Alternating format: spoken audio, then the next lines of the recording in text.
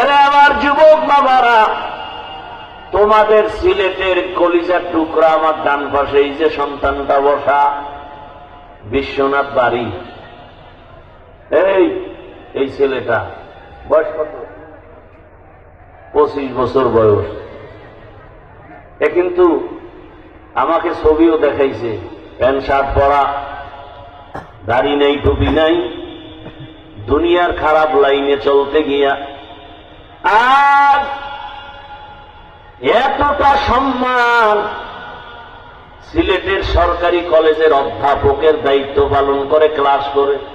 কেউ কইবে এটা অধ্যাপক।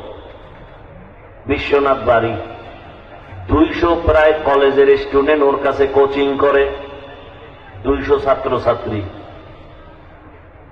আমি বললাম, তুই এই লাইনে আসছো কেমনে? এখন জিজ্ঞেস করছি, কেমনে আসলি?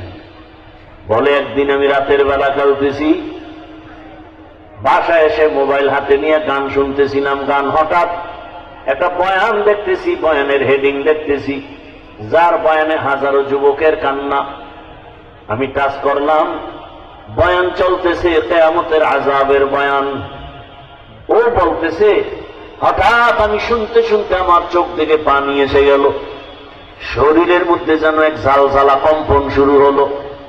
বয়ানের শেষে যখন আপনি সব যুবকের বলছেন হাত উঠাইয়া তওবা করো, আমি মোবাইলটা রেডি রেখে আমিও হাত উঠাইয়া কান্না করে তওবা করেছি।